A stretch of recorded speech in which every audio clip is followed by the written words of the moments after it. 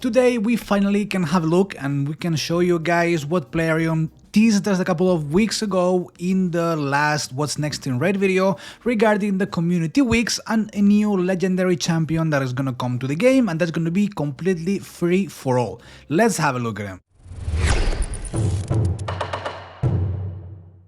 Hi, Senda here and welcome to another raid video. In this case, we're gonna go in depth into the whole community weeks. This community weeks is something that they did last year and that apparently the feedback was really good. Like, of course, if you give something to the players, the feedback is gonna be really good, and they're deciding to repeat something similar this year. In this case, we're gonna have several small events in the middle within these community weeks. We have some sort of advent calendar, daily login rewards they call it as well, where we're going to be able to get a champion. We're also going to get our hands in some relic, and we're also going to get some goodies along the way. Let's have a look at the information they gave us. Plarium sent us this to the content creators, which basically is for us to see, to get all the information, and also to be able to make a video about what we're going to discuss. But since I have it and it's going to help me to illustrate everything I'm going to tell, so I'm going to show you just directly because the embargo has already expired. In this case, Raid Shadow Legends Community Weeks. Here we can see the champion that we're going to be able to get for free. IUDEX Artor, I think it's called, is a reviver for Sacred Order. We're going to see a bit more on him down below. This is the disclaimer, confidential notice. Basically, don't show this until the embargo expired. Like I said, it already expired, so no biggie there. Event overview. This is basically what this community weeks, this community event is gonna be about. And it says here it's all about you. You guessed it, the community. This is a continuation of last year's event. I'm not 100% sure what was last year's community weeks. Maybe could have been when Wixwell came out and then the community could vote the A1, the A2, the A3. Maybe something along those lines. I think that was the only reward, really, like voting for the skills of the champion, and then that champion became the fusion, and of course what a fusion it was. But other than that, I think, at least maybe I'm forgetting something, but there might be something else related. In this case, this community weeks seems to be a continuation of that. We got the reward calendar feature to teach out new rewards, login daily starting from the 10th of April, so from next week, I think it's Thursday next week, to collect fragments of the free community legendary champion, IUDEX ARTOR, and help select the final reward for the entire community starting from April the 8th. This reward for the entire community, so one-off, in this case, last year we voted the champion's skill. This year we're going to be able to vote for a relic. There's 4 relics, we'll go also slightly, we're going to touch all 4 of them, but we're going to see everything that's going to come with this community weeks. Then we have the event overview. Basically is gonna run from the 8th of April to the 9th of May, so almost a month and a day, and we're gonna have several things. So on the 8th of April, which is next Tuesday, we are going to be able to start voting on this legendary relic. This voting is going to end on the 3rd of May, so we're going to have a whole month to vote. Then on the 10th of April, remember that next Monday the fusion starts. The fusion is not related to this, but they're going to kind of overlap one with the other. The activation calendar, it starts on the April the 10th, which, like I said, is on Thursday, and it stops on the 5th. And the reward calendar deactivation is going to be on May the 9th. This difference from when it stops until it's completely deactivated, it's in case people missed some of the days where they were able to log in that day and get the fragments of the champion. This is going to be a champion that we have to log in for all 4 weeks. We get 25 fragments for every login, but let's say that day, I don't know, something happened, you couldn't log in, you're traveling, whatever, you're going to be able to get that champion in that couple of days after the event ended. So it's a guaranteed legendary champion for everyone, even if you miss one of these days. So pretty cool on that side. Here we can see a bit more in detail. Let's see if I can zoom it and we can see a bit more in detail what are we going to be having in the game. Here we have, so we can see the reward calendar.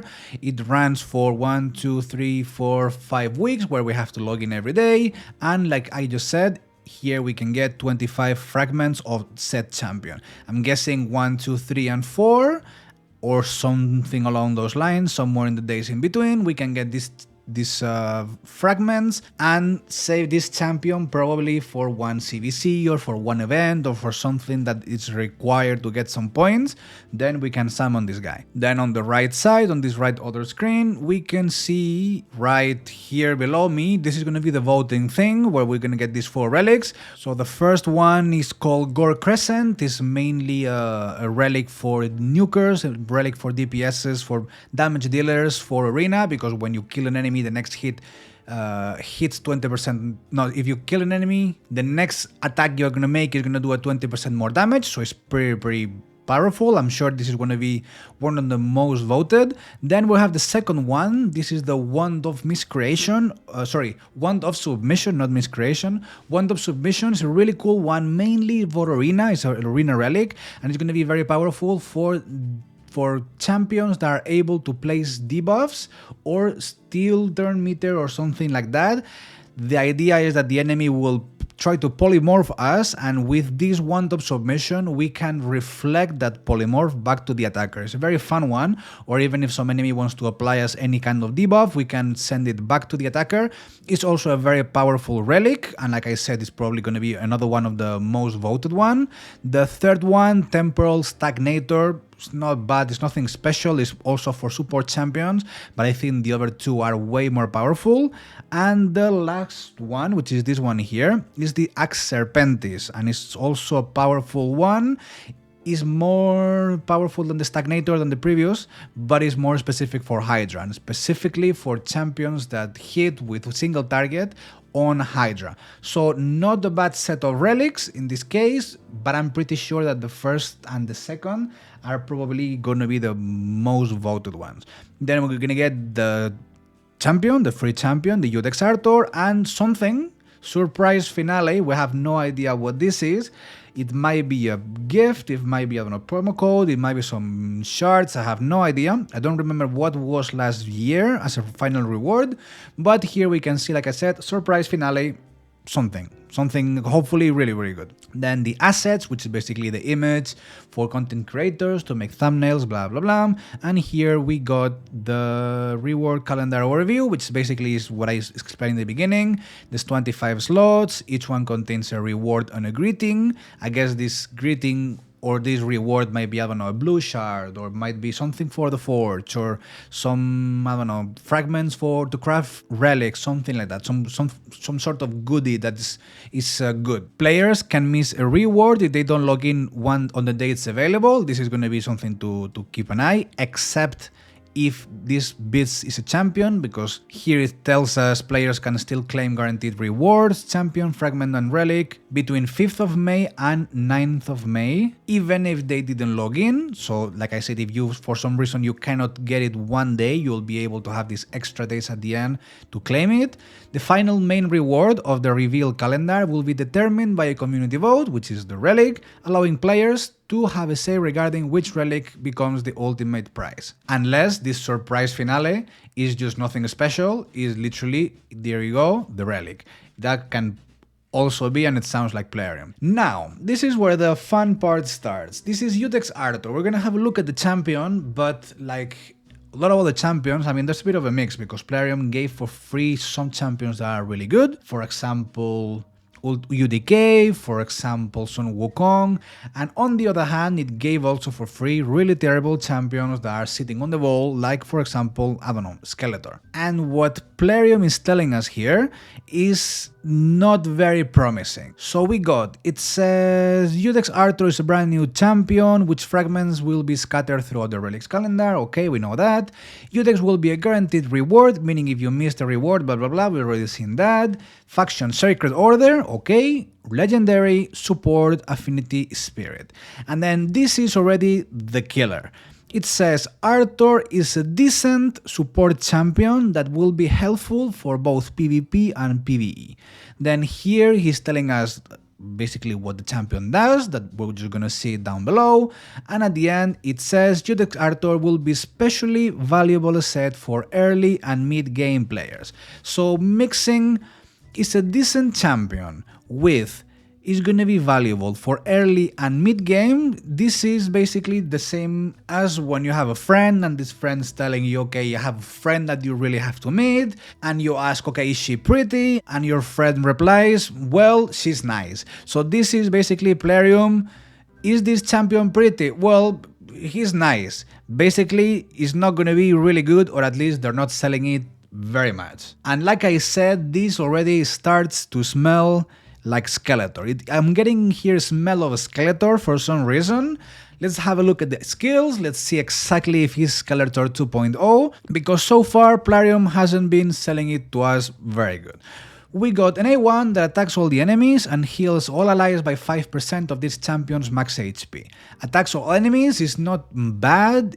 I know it's not going to hit very hard, this champion is a support champion, it's not a DPS, but at least on early and mid game it can also help if we put him on a stun set or in a provoke set. In that case it can help us to control some waves.